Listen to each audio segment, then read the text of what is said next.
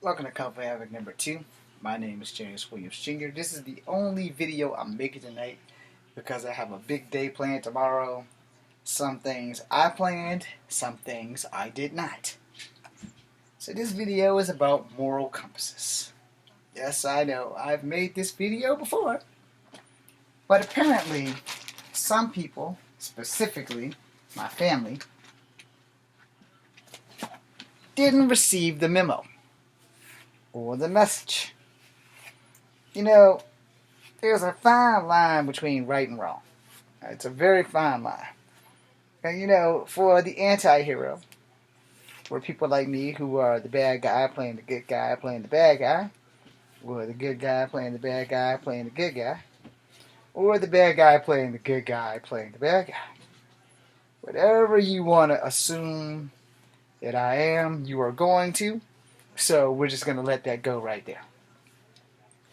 But moral compass. Alright. Let's get down to your moral compass. For most of us, and most of the time, there's right and there's wrong and there is no in between. And in some cases, just some cases, I'm going to say this as a hypocrite, but there are special circumstances where sometimes they very well may be an in between. So as hypocritical as that was, yeah, I said it, I'm going to have to be a hypocrite on it. Because sometimes you just have to be a fucking hypocrite. No, I'm not saying that being a hypocrite is a good or a bad thing. I'm just saying sometimes you got to be a hypocrite. And being honest means sometimes you have to be a hypocrite. Let me drop the situation for you real fast. See, if you are a moral person and your moral responsible and your moral compass guides you in the right path, which means you're going to do the right thing, damn the consequences, because there aren't a lot of consequences for doing the right thing. There's a lot of consequences that come to you when you avoid doing the right thing and do what the fuck you want until doing the right thing is your only fucking option. Now, that being said, I come from a family who strongly believe in not doing what is morally right. Alright? Look, I give you guys 99.9. This morning, a situation arose again with the dog that is not mine. And I was sleeping fairly good, and all of a sudden I heard, "Don't worry, James is going to get up and take you out really, really soon." Now, I'm sorry, but I'm going to put this out there because, assholes, if you have a pet, it is your pet. It is not my pet. It is not my mom's pet. It is not Jesus' pet. It is your pet. Alright? And if you don't want the pet, then you should probably be taking that into consideration before you spend money on getting a pet. Rule number 2. And I'm sorry, I'm going to piss every pet owner on the planet off. And I'm not sorry at the same time. Honestly, I think if you're going to have a pet, then you should have to take a psychological exam, an evaluation, to decide if you are fully capable of owning a pet. If you can't put in more than 10 minutes with the pet, you don't need a pet. And the only pet that you don't ever really have to put that much maintenance in is a fish.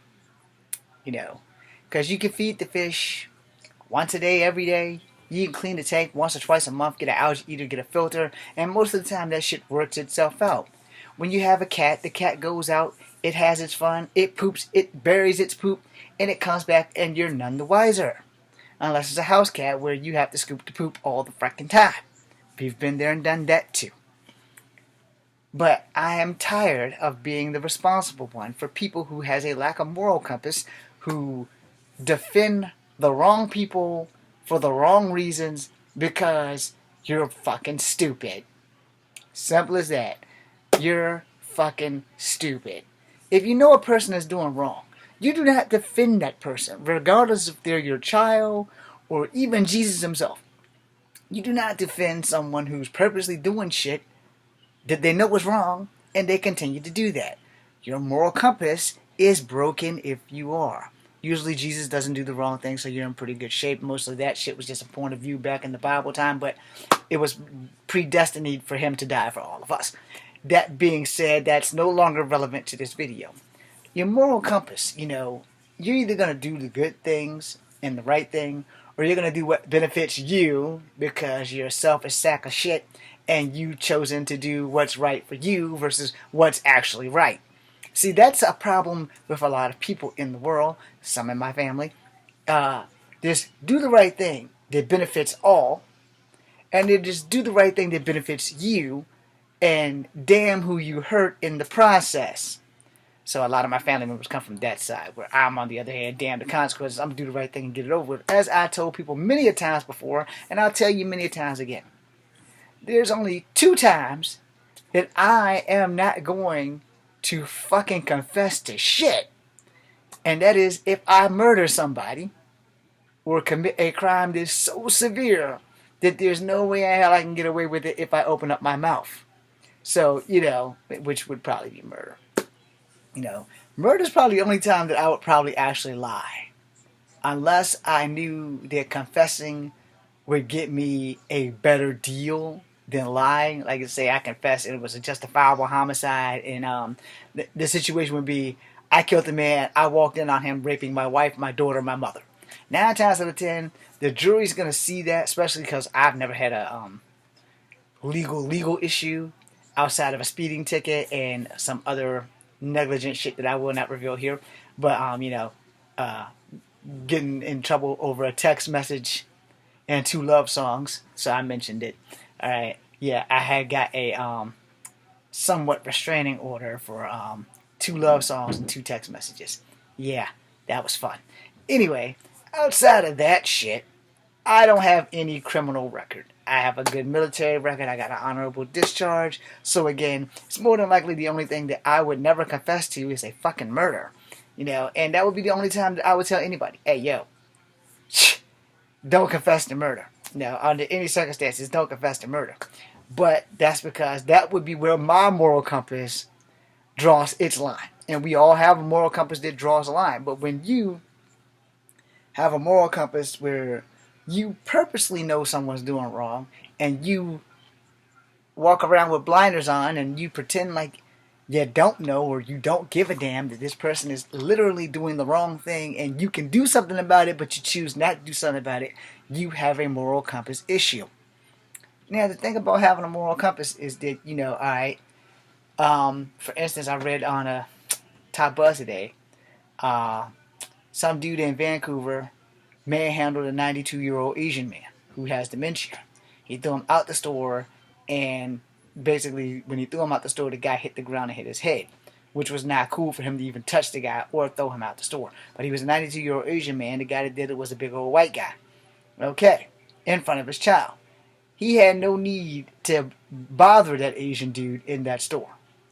So, the people in the stores generally handle their own business, and this guy, I guess he was on some Good Samaritan bullshit and decided to remove the Asian man out of the store forcefully. His moral compass was not in the right place. Henceforth, his moral compass was fucked up. Henceforth, the Canadian police of Vancouver are looking for this bastard as we speak. If I find out what happens, I'll be sure to update you guys. But again, it was unacceptable. A lot of the comments was like, why didn't people help the Asian guy? Why didn't the store people help the Asian guy? Why did they all let this dude do this? And I simply put, first off, the shock of seeing some shit like that, people will freeze.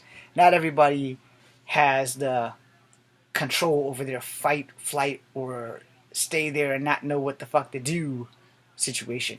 And a lot of people, honestly, they might not be cowards, they just might not want to interfere in some shit that does not concern them.